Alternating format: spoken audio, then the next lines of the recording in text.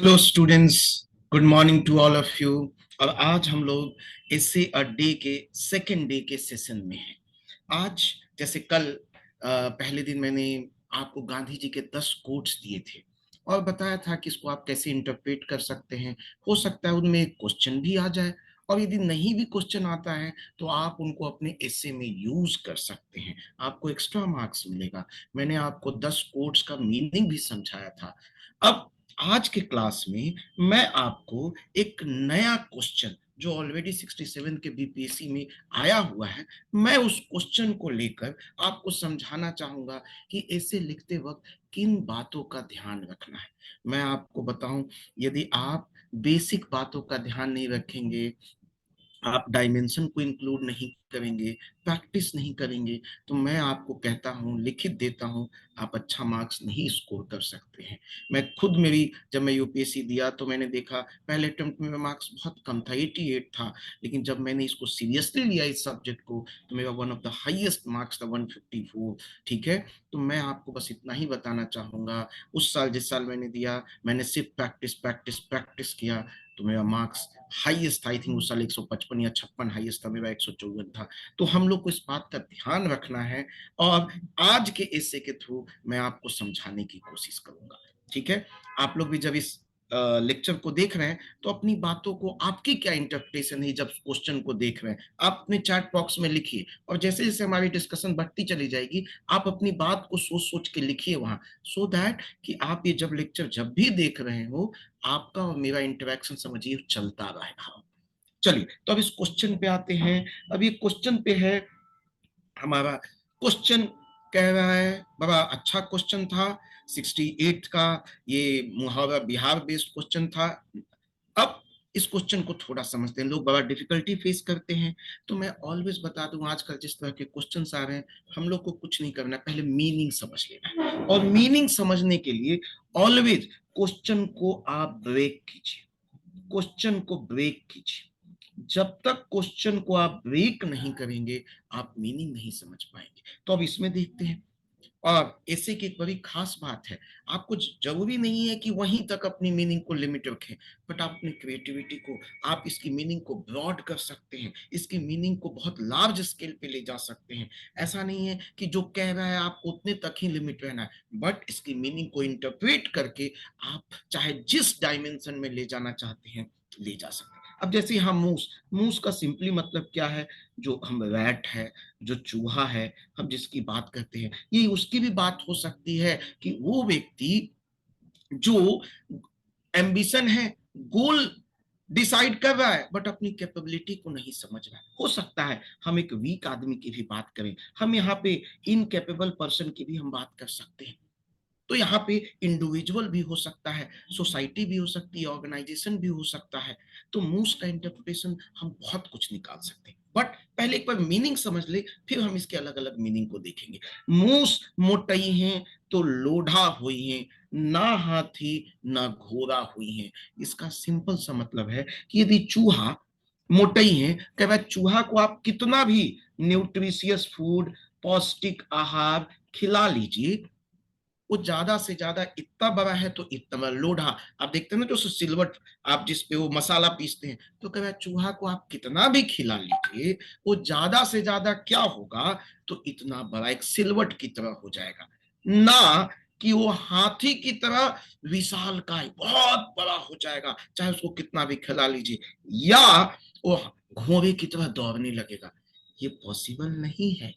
इसका मतलब है, कह रहा है कि चूहा को आप चाहे कितना भी खिला लो, चूहा को आप कितना भी पौष्टिक न्यूट्रिशियस फूड दे लो, वो इतना बड़ा है तो इतना बड़ा होगा, बट वो एक हाथी की तरह इतना बहुत विशाल का ही नहीं हो सकता, और ना ही घोड़े की तरह वो क्या तेज दौड़ सकता है। इसका मतलब ये जो नीचे की लाइन है, ये क्या बता रहा है, लिमिटेशन।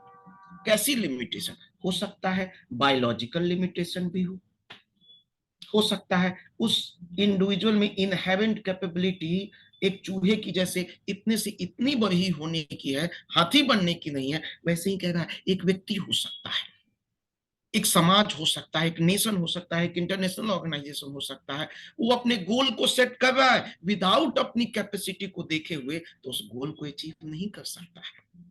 तो इसका मतलब है जो ये क्वेश्चन है, इसका हमें ऑलवेज पहले मीनिंग समझना है। तो हमने मीनिंग समझ लिया कि एक चूहे को कितना भी खिला लो, वो थोड़ा बड़ा हो सकता है ना, वो हाथी की तरह बड़ा हो सकता है ना, घोड़े की तरह तेज दौड़ सकता है। इसका मतलब हमें लिमिटेशन, तो ये क्वेश्चन कह रहा है, क्वेश्चन है एस्पिरेशन वर्सेस लिमिटेशन, क्वेश्चन है नेचर वर्सेस नर्चर की। ये इस डिबेट को भी हमें लेके आना है कि भैया नेचर ने जितना अलाउ किया, आप चाहे कितना भी कर लो, उससे ज्यादा आपकी ग्रोथ, डेवलपमेंट, एम्बिशन नहीं हो सकती। एक हर चीज की इनहेरेंट लिमिटेशन है। तो पहले हमने अब मीनिंग समझ ली, अब ये क्वेश्चन नॉर्मल हो गया। इसका मतलब अब जो ये क्वेश्चन है, क्वेश्चन मेरा एस्पिरेशन वर्सेस रियलिटी पे आ गया। तो मेरा अब क्वेश्चन है aspiration versus reality, that's all. इस पूरे क्वेश्चन से हम इतना ही मीनिंग समझ सके। चलिए अब हम लोग इसको देखते हैं कि शुरुआत कैसे करेंगे। हम सबको पता है कि हम लोग क्या करते हैं, इससे जब लिखते हैं तो इंट्रो, बॉडी, कंक्लूजन, ये तीन ब्रॉडर स्ट्रक्चर होता है। जिन लोगों ने मेरा पहले का क्लास नहीं देखा है, एक बार देख लीजिएगा, मैंने कैसे उसमें पूरा एक्सप्लेन किया है। बट मैं यहाँ ब्रीफली बता देता हूं। इंट्रोडक्शन में ऑलवेज मीनिंग को बता दो, उसके कॉन्टेक्स्ट को बता दो, उसके बैकग्राउंड को बता दो, ये काम ऑलवेज कर दो। और मेरे नजर में इंट्रोडक्शन 2 पैराग्राफ से ज्यादा मत लिखो, क्योंकि आपके पास 700 ही शब्द है, आपको 3-3 ऐसे लिखना है, मतलब एक ऐसे के लिए आपके पास 1 घंटा से ज्यादा नहीं है। 1 घंटे में आप ज्यादा नहीं लिख सकते हैं, 700 शब्द लिखते हैं, तो 700 शब्द के लिए आपको सोचना भी है। तो कह रहा है इंट्रोडक्शन में कुछ मत करो, सिंपली मीनिंग समझा दो, उसका कॉन्टेक्स्ट बता दो, उसकी बॉडी बता दो। और इसके लिए आप बहुत सारे टूल का सहारा ले सकते हैं। टूल का क्या क्या सहारा हो सकता है, तो आप क्या कोट बता सकते हैं, स्टोरी बता सकते हैं, एनिक्डोट बता सकते हैं, डेफिनेशन के थ्रू बता सकते हैं, कीवर्ड को कनेक्ट कर सकते हैं, एग्जाम्पल का सहारा ले सकते हैं उसका मीनिंग समझाने के लिए। और इसके दूसरे में आप उसके कॉन्टेक्स्ट, बैकग्राउंड बताइए। ठीक है, तो चलिए मैं जैसे जैसे आगे बढ़ूंगा मैं बताता चला जाऊंगा। मुझे ऐसा लगता है कि मैं ज्यादा से ज्यादा आप लोगों को बताऊं, तो पहले इंट्रोडक्शन को ही हम लोग समझ लेते हैं। ठीक है, तो इंट्रोडक्शन में ऑलवेज माय डियर स्टूडेंट्स, आपको क्या समझा देना है, मीनिंग ऑफ द टॉपिक, उसका कॉन्टेक्स्ट क्या है। इसीलिए मैंने कहा, जो मेरे बच्चे मुझे से पढ़े हुए उनको पता है I1 एंड I2। इंट्रोडक्शन के लिए 2 पैराग्राफ, पहला पैराग्राफ में मैं मीनिंग समझा दूंगा और दूसरे पैराग्राफ में मैं कॉन्टेक्स्ट बता दूंगा। तो चलिए हम पहले पैराग्राफ की बात करते हैं। तो पहला इंट्रोडक्शन में जो पहला पैराग्राफ होगा, उसमें हम बस मीनिंग बता दें कि हाँ मूस का मीनिंग क्या है, मोटैये का मीनिंग क्या है, और ओवरऑल एक इसकी मीनिंग समझा दे। तो ओवरऑल मीनिंग हमने, मूस का मतलब, मूस का इंटरप्रिटेशन कुछ भी हो सकता है। पहले यहाँ चूहा है जो क्वेश्चन दिख रहा है, एक वीक पर्सन हो सकता है। ठीक है, हम एक ऐसे पर्सन की बात कर रहे हैं जो गोल बना रहा है लेकिन खुद अपनी कैपेबिलिटी को पहचाना नहीं, हम ऐसा भी इंटरप्रिटेशन ड्रॉ कर सकते हैं। हम एक ऐसे समाज की बात कर रहे हैं जो गोल रख रहा है बट प्रैक्टिकलिटी नहीं देख रहा है कि उसको इंप्लीमेंट भी किया जा सकता है कि नहीं। मोटैये का मतलब यहाँ बहुत सारी चीजें हो सकती है। मोटैये का मतलब हम लोग यहाँ पे पौष्टिक आहार से निकाल सकते हैं, न्यूट्रिशियस फूड से निकाल सकते हैं, हम नॉलेज से निकाल सकते हैं, हम मनी से निकाल सकते हैं। मूर्ख व्यक्ति को कितना भी मनी दे लीजिए, मूर्ख व्यक्ति को कितना भी ज्ञान दे लीजिए, उसको बहुत ज्ञानवान नहीं बनाया जा सकता है। सेम चीज को हमें लिखना है। तो यही ओवरऑल मीनिंग समझा दो कि इसका मतलब है चूहे को कितना भी पौष्टिक आहार खिला लो, न्यूट्रिशियस खाना खिला लो, वो एक थोड़ा बड़ा हो सकता है, वो हाथी की तरह विशालकाय नहीं और घोड़े की तरह तेज नहीं दौड़ सकता है। ये आप उसमें बता दो। अब उतना बताने के बाद आपका काम नहीं खत्म होता है, आपको उसका छुपा हुआ मीनिंग भी समझाना होगा कि भाई ये तो आपने जो कह रहा है वो बताया, बट इसका अंडरलाइंग मीनिंग क्या है, अंडरलाइंग इंटरप्रिटेशन क्या है, इसके अंडरलाइंग करंट क्या है, तो उनको बताओ। तो उसमें सिंपल सा कहता है कि वो एस्पिरेशन वर्सेस रिकॉग्नाइजिंग क्या, अपनी लिमिटेशन। इसका मतलब है जो क्वेश्चन है वो मेरा एस्पिरेशन वर्सेस लिमिटेशन की बात कर रहा है।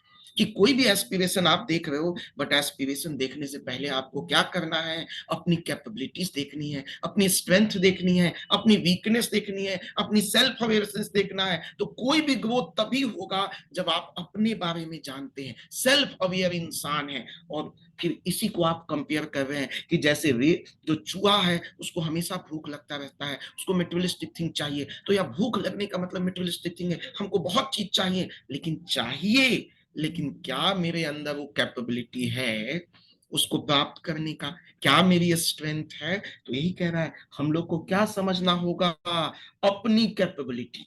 और कैपेबिलिटी समझ के हमको क्या करना होगा, गोल सेट करना होगा, तभी जाके मैं अपना गोल अचीव कर पाऊं। तो आप इसी में, इसी पहले पैराग्राफ में आप ये सब मीनिंग अंडरस्टैंड करा दीजिए। एक जो मीनिंग दिख रहा है और दूसरा जो मीनिंग छुपा हुआ है। तो इसका छुपा हुआ मीनिंग क्या था, एस्पिरेशन वर्सेस लिमिटेशन। इसका मतलब गोल सेट करने से पहले अपनी कैपेबिलिटी को समझो, अपनी वीकनेस को, अपनी स्ट्रेंथ को, और तब एक रियलिस्टिक गोल सेट करोगे तो गोल अचीव जरूर करोगे। ठीक है, तो ये आपका इंट्रोडक्शन का पहला हो गया। अब बहुत सारे बच्चे यहाँ गलत करते हैं, पहला पैराग्राफ लिख देते हैं बट दूसरा पैराग्राफ वो कभी बताते नहीं है।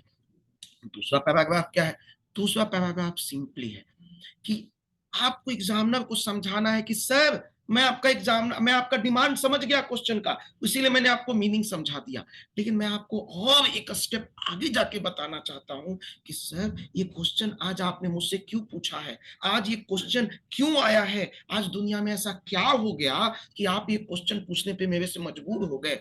इसीलिए सेकंड पैराग्राफ में आप ऑलवेज बैकग्राउंड की बात कीजिए, कॉन्टेक्स्ट दीजिए, एग्जामिनर खुश हो जाएगा। करंट अफेयर का पार्ट उसमें इंक्लूड कीजिए ताकि एग्जामिनर को लगेगा भाई लड़के ने तो एकदम हिट कर दिया क्वेश्चन को। तो ऑलवेज सेकंड पैराग्राफ उसका बैकग्राउंड, कि यदि पहले पैराग्राफ में कुछ कमी रह भी गई हो तो उसके बैकग्राउंड और कॉन्टेक्स्ट उसको अच्छे से समझा दे। तो उसमें देखिए हम लोग अभी जिस तरह से सुसाइड बढ़ रहा है, देखिए कोटा में सुसाइड बढ़ रहा है, दिल्ली में सुसाइड बढ़ रहा है, इसमें क्या हो रहा है, जो बच्चा है वो क्या है, वो अपना गोल उस तरह से नहीं चूज कर रहा है जिस तरह से उसकी क्या है, स्ट्रेंथ है, और इसकी वजह से वो क्या कर ले रहा है, सुसाइड कर ले रहा है, क्योंकि अनरियलिस्टिक गोल सेट कर ले रहा है। अब उसी में देखिए मेंटल हेल्थ का भी इशू हो रहा है, बच्चे, इंडिविजुअल, सोसाइटी, हर तरीके के लोग आजकल क्या, मेंटल हेल्थ, क्यों, क्योंकि गोल वर्सेस रियलिटी में बड़ा डिफरेंस दिखता है। हर दिन उनको लगता है मैं तो ये अचीव नहीं किया, मैंने तो दूसरों से कंपेयर किया, तो उसको मेंटल हेल्थ इशू है। आप इंक्रीजिंग डाइवोर्स, डाइवोर्स इंक्रीज क्यों कर रहा है, क्योंकि दोनों लोगों के बीच में समन्वय नहीं है, दोनों लोगों के एस्पिरेशन अलग है, रियलिटी अलग है। फिर चाहे दुनिया भर में कॉन्फ्लिक्ट, कि हर की एस्पिरेशन कुछ और बनने की है, रियलिटी कुछ और है, जिसकी वजह से दुनिया भर में कॉन्फ्लिक्ट बढ़ रहा है। आप और देखिए ये सब कॉमा कॉमा करके आपको लिखना है।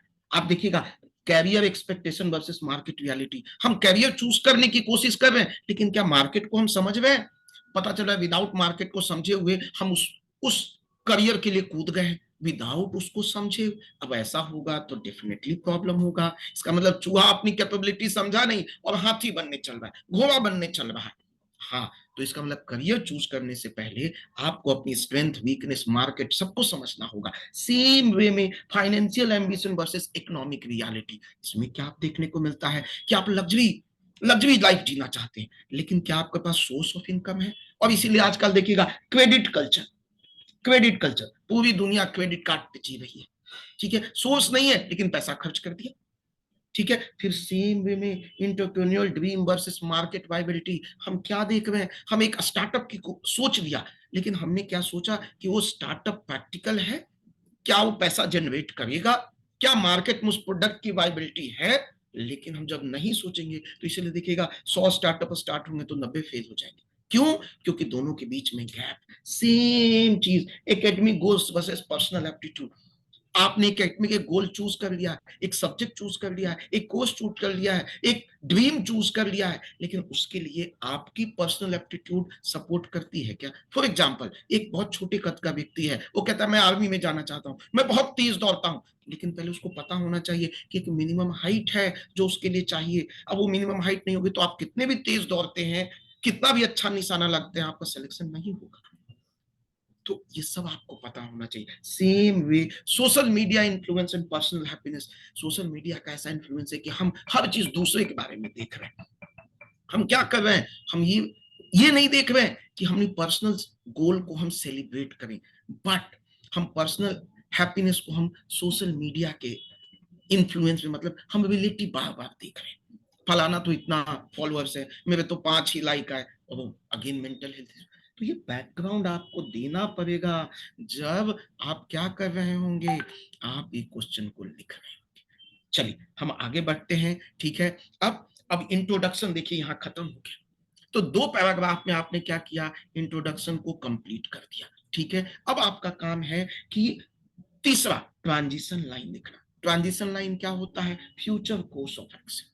जैसे इसमें मैंने बताया कि पहले मैं deeper meaning of this proverb समझाऊंगा, फिर उसके इंप्लीकेशन समझाऊंगा पर्सनल डेवलपमेंट में, एम्बिशन में, एंड फिर बताऊंगा कि एक परसूट ऑफ वन ड्रीम्स के लिए क्या क्या करना चाहिए। तो मैंने एग्जामिनर को यही समझा दिया कि सर मैं आगे आने वाले पैराग्राफ में आपको क्या क्या बताऊंगा। इससे क्या होगा, उसको क्लैरिटी होगी, उसको ऐसा शॉक नहीं लगेगा कि अचानक ये क्यों आ गया। तो इससे मैंने पूरा फ्यूचर कोर्स ऑफ एक्शन बता दिया। अब बॉडी आता है। Body always my dear student 360 degree analysis है थ्रू वेरियस डायमेंशंस। अब डायमेंशंस यहाँ बहुत सारे अलग अलग तरीके से आप डायमेंशंस को एक्सप्लेन कर सकते हैं। चाहे आप हायरार्किकल अप्रोच कर लीजिए, individual, family, society, nation, international. आप आप प्रॉब्लम सॉल्विंग पे कर लीजिए, प्रॉब्लम सॉल्यूशन, या सारे प्रॉब्लम एक जगह, सारे सॉल्यूशन एक जगह।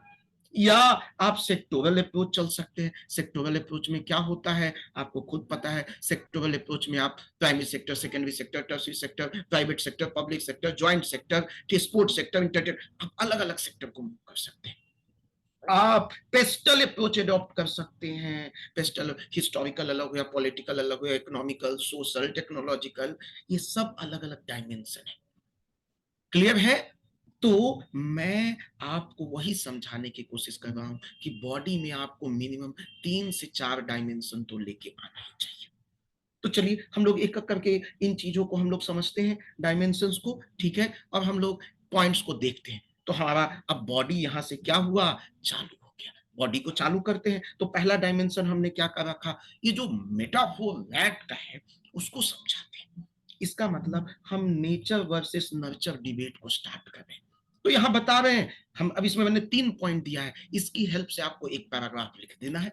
तो इसमें बता रहा है कि जो चूहा है वो क्या, उसको हमेशा भूख लगती रहती है। इसका मतलब आपको बताना है कि जो एक व्यक्ति है, एक इंडिविजुअल है, वो किसका है, वो पावर का भूखा है। उसको गोल अचीव करना है, उसको फेमस होना है, उसको सब अचीव करना है। लेकिन जैसे चूहे की लिमिटेशन है, चूहे को चाहे कितना भी खिला लो वो हाथी नहीं बन सकता, उसी तरह हर इंडिविजुअल का भी क्या है, एक लिमिटेशन है। और यही आपको ये पैरेलल ड्रॉ करना है कि जैसे चूहे की लिमिटेशन है, कितना भी खिला लो हाथी नहीं बन सकता, वैसे ही हर इंडिविजुअल की अपनी वीकनेस है, इनहेरेंट लिमिटेशन है, उसको समझना होगा और तब एक एस्पिरेशंस रखना होगा। ये बात आप उसमें समझा दीजिए। इसका मतलब नेचर वर्सेस नर्चर डिबेट को समझाइए। दूसरा, फिर इसी को कनेक्ट कीजिए कि ट्रांसफॉर्मेशन, ट्रांसफॉर्मेशन होने के लिए आपको समझना होगा किस चीज को, लिमिट्स ऑफ मेटामॉर्फ। इसका मतलब है नेचर। मतलब आपको अपनी स्ट्रेंथ, वीकनेस, अपनी सेल्फ अवेयरनेस, अपनी इमोशनल इंटेलिजेंस, आपको सब के बारे में पता होना चाहिए। और साथ ही साथ आपको ये भी पता होना चाहिए कि आपकी कैरेक्टरिस्टिक्स क्या है, आपकी कैपेसिटी क्या है। क्या आप क्या आप जो गोल फिक्स कर रहे हैं उसके लिए आपने इंडिविजुअल की सेल्फ अवेयरनेस को समझा है क्या, या अपनी स्ट्रेंथ को बेसिस बनाया है क्या, या ये बेसिस बना लिया कि फलाना कर लिया तो मैं भी कर लूंगा। नहीं नहीं, वो तो फलाने की स्ट्रेंथ थी, मेरी स्ट्रेंथ क्या है। तो आप इन सब बातों को बताएंगे कि कोई भी गोल सेट करने से पहले हम लोग को क्या करना होगा, इंडिविजुअल की स्ट्रेंथ, वीकनेस, सब चीजों को देख के गोल को सेट करना होगा। और वही कह रहा है कि थर्ड, हम पैराग्राफ की बात करें कि एम्बिशन एंड रियलिज्म, हमको जो एम्बिशन देख रहे हैं और जो रियलिस्टिक है, जो मैं हूं और जो मैं जाना चाहता हूं, जो मैं प्रेजेंट में हूं, जो मैं फ्यूचर में बनना चाहता हूं, वो बड़ा इंपॉर्टेंट है कि एम्बिशन बड़ा इंपॉर्टेंट है किसके लिए, पर्सनल ग्रोथ के लिए, कि मुझे ग्रो करना है, मुझे एम्बिशियस है, मुझे बहुत कुछ करना है, लेकिन साथ साथ हमको क्या करना होगा, रियलिस्टिक भी रखना होगा, हमको अपना इंडिविजुअल लिमिटेशन भी पता होना चाहिए। और ये यदि नहीं, तो इस बात को लेके आइए, ये यदि नहीं हुआ कि मेरे को इंडिविजुअल का ही पता नहीं है, मैंने अनरियलिस्टिक अपने बारे में एक्सपेक्टेशन पाल लिया, तो क्या होगा, मैं अपने गोल तक कभी नहीं पहुंच पाऊंगा, मैं बहुत डिप्रेस रहूंगा, फ्रस्ट्रेटेड रहूंगा, मैं मेंटल हेल्थ से गुजरूंगा, हो सकता है मैं सुसाइड करने की भी कोशिश करूंगा। इसीलिए मुझे बैलेंस करना है, किस चीज को, एस्पिरेशन के साथ प्रैक्टिकलिटी को, एस्पिरेशन को अपनी लिमिटेशन से, अपनी स्ट्रेंथ से, दोनों को मुझे बैलेंस करके चलना होगा। तो यही आपको पहले डायमेंशन में, पहले फेज में एग्जामिनर को समझाना है। ठीक है, अब कह रहा है कि हमें करना क्या होगा। एक पार्ट तो हो गया, 3 पैराग्राफ हमने लिख दिया। अब हमको बताना होगा कि कोई भी एस्पिरेशंस हम देख रहे हैं तो हमको क्या करना चाहिए, हमको किन बातों पे ध्यान रखना चाहिए। तो इसका मतलब है, एक डायमेंशन है कि हमको सेल्फ अवेयरनेस रखना चाहिए, हमको अपनी स्ट्रेंथ के बारे में पता होना चाहिए। ठीक है, इसका मतलब हमको अपने पर्सनल टैलेंट, अपने एबिलिटी, और मेरी स्ट्रेंथ कहां तक जा सकती है, मेरी स्ट्रेंथ कितना इंपैक्ट डाल सकती है। ठीक है, और ये जब मुझे पता होगा तो मैं क्या करूंगा, फालतू के उन गोल्स या उन करियर की ओर नहीं बढ़ूंगा जो मैं अचीव ही नहीं कर सकता। और इसके लिए मुझे क्या करना होगा, एक ऐसा माइंडसेट क्रिएट करना होगा जो क्या करे, जो चेंज के लिए हमेशा तैयार हो, जो एडप्ट के लिए हमेशा तैयार हो, जो क्या करे, जो ऐसा हो जो कंटिन्यूअस लर्निंग हो। जैसे हमने एक लास्ट टाइम कोट पढ़ा था गांधी जी का, क्या, कि आज आप ऐसे जियो जैसे अगले मिनट मरने वाले हो, और ऐसे लर्न करो जिससे आपको लगे कि आप पूरी दुनिया में जीवन भर के लिए, मतलब अगले 200-500 साल के लिए जिंदा हो। आप उस कोट को यहाँ ला सकते हैं। और हो सकता है कि उसमें आपको सेटबैक भी मिलेगा, लेकिन आपको सेटबैक को कैसे देखना है, अपॉर्चुनिटी के रूप में। किस लिए, ताकि आप ग्रोथ को अचीव कर सके। फिर उसी में आपको बताना होगा कि भैया हमको कंपैरिजन नहीं करना है, क्योंकि यदि मैंने कंपैरिजन कर लिया तो हमको हमेशा अपना गोल, अपना हमेशा क्या लगेगा, अपनी अचीवमेंट छोटी लगेगी। इसीलिए आपको क्या करना है, अपने को कंपेयर नहीं करना है, और अपनी जो भी आपने अचीव किया है उसको सेलिब्रेट करना होगा, उसको खुश रखना होगा। और साथ ही साथ आपको क्या क्रिएट करना होगा, एक सपोर्टिव, एक इंकरेजिंग इन्वायरमेंट क्रिएट करना होगा। तो ये बातों को आप बताएंगे। आगे क्या है और क्या करेंगे, आप रियलिस्टिक गोल सेट करेंगे, तो आप स्मार्ट रूल लगाएंगे। स्मार्ट रूल क्या है, एस का मतलब स्पेसिफिक, एम का मतलब मेजरेबल, ए का मतलब अचीवेबल, आर का मतलब रियलिस्टिक, टी का मतलब टाइमलाइन, मतलब इन सबको आपको फॉलो करना है। ठीक है, आपको क्लियर ऑब्जेक्टिव बनाना होगा। ठीक है, और आपको टाइम लाइन एक फिक्स करना होगा। ठीक है, प्लस साथ ही साथ आपको गोल को क्या करना होगा, ये सिचुएशन चेंज हो रहा है, जैसे आपके अभी देखिएगा एग्जाम का पैटर्न चेंज हो गया, तो आपको भी अपने को चेंज करना होगा। आपको हो सकता है फ्रस्ट्रेशन आए, डिसअपॉइंटमेंट आए, उससे आपको लड़ते हुए आपको अपनी जर्नी में क्या फाइंड करना होगा, वैल्यू। आपको क्या बनना होगा, रिजिलियंट, आप इसकी बात कर सकते हैं। आपको क्या क्या आपको करना होगा, पर्सनल अचीवमेंट को आपको सेलिब्रेट करना होगा। और इससे क्या होगा, आपका कॉन्फिडेंस बढ़ेगा, आपको सेल्फ स्टीम आएगा, और धीरे धीरे आप सक्सेस की ओर मूव करेंगे। आपको और क्या करना होगा, आपके रियलिस्टिक एस्पिरेशन से आप गोल सेट करेंगे कि लीडिंग बाय एग्जांपल, आप एक लीडर के रूप में आप सोसाइटी के सामने आएंगे। आपको क्या करना होगा, एक ऐसा कल्चर डेवलप करना होगा जो इंपावरमेंट एंड ग्रोथ का है, जो अदर्स को भी इंकरेज करे। और इस तरह का एक इकोसिस्टम बनाते हुए आप क्या कर जाएंगे, अपने गोल को अचीव कर जाएंगे। तो ये देखिए हमने कितने डायमेंशन आपको दिखाया, इसमें आप लिख सकते हैं। ठीक है, 9 डायमेंशन है और 8 ही पैराग्राफ लिखना है, तो बॉडी में 7-8 पैराग्राफ से ज्यादा आपका नहीं होना चाहिए। ठीक है, कंक्लूजन, अब कंक्लूजन जो आपने आगे बातें लिखी है उसी को आप समराइज कर देना है। इसका मतलब आपको फिर बताना है कि हम लोग को हमेशा याद रखना है अपनी कैपेसिटीज के बारे में, अपने रियलिस्टिक गोल के बारे में। उसको फिर रैट का एग्जांपल देते हुए बताना है कि रैट हमेशा ही भूखा रहता है, लेकिन हमको अपने गोल को प्राप्त करने के लिए, अपने पर्सनल ग्रोथ करने के लिए हमेशा रियलिस्टिक असेसमेंट करना होगा, अपनी स्ट्रेंथ को पहचानना होगा, लिमिटेशन को करना होगा। और देखिए अभी जो भी इसमें शब्द आ रहे हैं जो मैंने पहले यूज किया उसी को लेके आ रहा हूं। हमें क्या उसके लिए करना होगा, इंडिविजुअलिटी को बिल्ड करना होगा। हमें क्या करना होगा, एक ऐसा माइंडसेट बनाना होगा जो आगे हमारा रास्ता आसान कर दे और हमें वो एक लाइट की तरह दिखाए। हमारा जो गोल हो मीनिंगफुल हो, हमारा जो एस्पिरेशन हो अचीवेबल हो, और हम उस जर्नी में क्या करें, दूसरों को भी इंस्पायर करें। और इस तरह हम अपने आप को ही अचीव नहीं करें, एक कम्युनिटी, एक देश, एक नेशन, इंटरनेशनल सबको मोटिवेट करते हुए गोल को अचीव करें। तो इस तरह आप अपना एस्से लिख सकते हैं। तो मैंने ये आपको जस्ट एक एग्जांपल दिया है। फिर मैं अगले दिन आपको फिर एक एस्से उठाऊंगा, उसमें एक नया अप्रोच दिखाऊंगा, उसमें एक अलग मेथड अप्लाई करूंगा। तो आप देखते जाइए। और आप लोग का क्या विचार है, आप अपना एस्से वहीं लिख के मुझे डाल दीजिए, मैं चेक करके रिप्लाई करूंगा। तो कमेंट बॉक्स में आपको जो भी समझ में आता है अपने एस्से प्लीज डालिए, और मैं उस एक्सक्यूज मी मैं उसको चेक करूंगा। ठीक है, तो हम लोग नेक्स्ट क्लास में मिलते हैं आपके साथ। और तब तक के लिए ऑल द बेस्ट। जरूर सब्सक्राइब कीजिए, शेयर कीजिए एंड इससे सबमिट कीजिए। आप चाहें तो मुझे यहाँ भी मेरे इंस्टीट्यूट आकर मुझसे दिखा सकते हैं। All the best. Thank you.